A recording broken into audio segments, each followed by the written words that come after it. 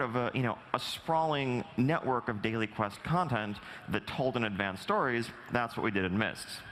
And more recently in Warlords, of course, you have your command table choice on a daily basis, deciding where you want to go. It's not necessarily a single quest that's given to you, but you get to choose your path, whether you want to go to one place or another, and there are various ways of completing those objectives. So that brings us to Legion. Our core goal for Legion outdoor endgame gameplay is to deliver the best of both worlds, taking the best of Warlords and Mists.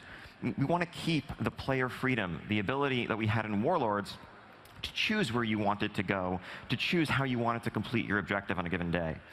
We also wanted to keep that free-form gameplay in certain areas where you could, again, take multiple routes to success, multiple routes to completing your objective, but we wanted to imbue it with that sense of purpose and storytelling that we had in Mists of Pandaria, where there was a clear reason for your actions. There was a clear point to what you were doing, what you were accomplishing, the enemies you were defeating, the allies you were making, the bonds you were forging with those allies. All of these things serve to advance the story once you hit max level, and that's something that's essential for us to do a better job with. Now, while we want freedom and flexibility, we also want some sense of structure so that you have some idea where to begin, where to end, what you probably should be doing. But we want to deliver that sense of structure without the sense of compulsion that sometimes came along with Mists dailies, where it could feel like if you missed a single day, you were falling behind, and you felt obligated to log in, even if that's not really what you were looking forward to doing that evening. Finally, one new thing that never could have been a bullet point before today is that because the Broken Isles are flexible, we can make use of the entire continent of the Broken Isles for endgame outdoor gameplay. We don't need to limit you to a little small section of a zone, like the way in Valley of the Four Winds in Pandaria, there was the Hosen Plateau, and that was pretty much the only max level place in that entire zone. The rest of it was largely dead to you, well, except for the farm, once you hit max level. This time around, we can make use of all of it. So bringing all that together, what does that mean? So what we want to do in Legion is have a system of outdoor world quests, constantly ongoing, constantly shuffling, so that every time you log in, your map is littered with various objectives, various types of gameplay, varied reasons, varied rewards, and you can choose what you want to do, which zone you want to go to, how you want to approach tackling the outdoor world. So each one of these icons that you see on the map represents a world quest, an objective that you can just go to. There isn't necessarily a daily quest giver giving it to you, and there's a reward that's plainly visible there. These will be around for some period of time. They will vary wildly from maybe just a few hours for a simple objective like this that gives you artifact power, and you're not really going to miss it if it's gone, to an entire week for something that is rare or more epic in terms of its reward. We want to get away from a strict daily schedule and more an organic sense where you can come and go, and there's always going to be something new and exciting waiting for you when you log in. So let's talk a little bit more about this.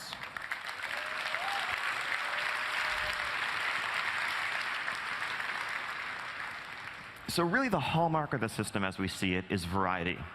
We want to overwhelm you with choices. We want to overwhelm you with options.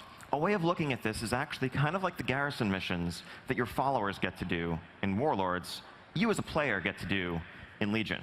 You can log in, see this incredible list of things, decide what rewards you value, what content you want to tackle. And this is a wrapper that really we can use to cover virtually everything we're doing in the outdoor world in Legion. So a lot of these are going to be tied to specific factions, the reputations that you've met as you adventured through the world, whether you're aiding your Night Fallen allies in Suramar, or the High Mountain Tauren, or other factions. It also lets us do types of gameplay like, for example, PvP objectives. Maybe if you're a Horde player, some of these objectives will be Alliance-held towers that you can assault, where you have the quest of killing a few NPCs there. Of course, going there is going to flag you for PvP, so it's up to you if you want to, do that or not. Your call. Similarly, our existing world raid bosses can be actually just wrapped into this system as something that comes along, sticks around for 7 days, and gives you an awesome epic reward to then be replaced by something else as they all cycle through. Professions. Gatherers, if you're a miner, if you're an herbalist, you might have access to unique outdoor objectives that are specific to your gathering skill that let you interact with the world in a way that others can't. And finally, this wrapper gives us a chance to bring back some of that fun mini-game gameplay. If you think back to Gnome Obliteration, rolling around, crushing thousands of gnomes in Uldum, or Roll Club, basically a lot of things that involve rolling. That was the rolling down the Great Wall in Vale. All of those can be free-form adventures, free-form objectives that you're going to stumble into and experience. So what's the structure for these? How is this actually going to work from a player experience perspective? So, of course, there's this map of objectives. And that map, by the way, we want to have consistent for the entire region. So the entirety of North America would basically have the same objectives. You're not server hopping, trying to find the ones that you want. But you can always play with your friends on other servers because you all have the same goals. Now, what we see here is your class order hall. This is the Paladin class order hall, where on a regular basis, emissaries of the different factions of the Broken Isles will come to visit you to request your assistance, because they are in need of your assistance as one of the great champions of the world. And when you accept their quest, they're asking you to go out and do a few objectives on behalf of their faction. Now, the Valkyria emissary from Stormheim, for example, may ask you to do 5 Valkyria-related objectives, but actually there's probably going to be 10 or even a dozen options. So you can look at the map, pick the types of gameplay, pick the types of rewards that you like the most, and pick those for how you're going to satisfy her request. Now, also, you might notice the quest markers over their heads are not blue, they're gold. That's because these aren't strictly daily quests.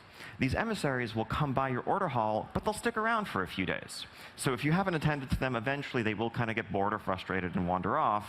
But if you haven't logged in a couple of days, you'll have a few more of them waiting for you. You can think of them more the way quests work in a game like Hearthstone or Heroes, where even if you don't log in every day, there's still going to be something there waiting for you next time you log in. It's that freedom without the sense of pressure or obligation. All right, so we're going to talk a lot more about outdoor endgame in the future, but I just wanted to kind of lay out what we're thinking so far, and can't wait to share more of that with you. Now, onward to raids and dungeons. So first, I'm going to walk everybody through some of the actual instances, some of the actual content, and then we have a little systems thing to talk about at the end, but we'll get to that in a minute. So raids first. So we have 2 raid zones that we're going to be launching Legion with, the Emerald Nightmare and the Grand Palace of Suramar. So the first raid zone, accessible a few weeks after launch. I think we're going to go with the same system and the same overall structure we used for Warlords. I thought that pacing worked pretty well. You didn't feel obligated to rush to max level, but the raids were there when you were ready for them. So the first raid is the Emerald Nightmare. This is a 7-boss raid in Val'Sharah. And this is the Emerald Dream. At long last, players get to venture into the Emerald Dream, see what has become of it. Seriously.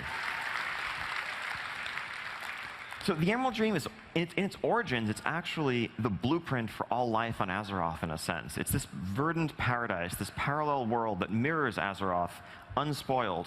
Well, unspoiled for a while, until it fell into Nightmare and was corrupted at the hands of Xavius. And that's where you're going. That's the place into which you are headed. You'll get there by actually climbing the World Tree Shaladrasil in the zone of Val'Sharah, crossing over from our reality into the reality of the Dream, and doing what you can to root out corruption there. So let's look at some of the enemies that you'll be encountering. So first off, one of the really sad things from an encounter design perspective about Draenor was that, according to the lore, there are no dragons in Draenor. We had to go in a year and a half, an entire expansion, without any dragons to fight. That is a tragedy. So of course, what should we make the very first raid boss of the new expansion? Dragon.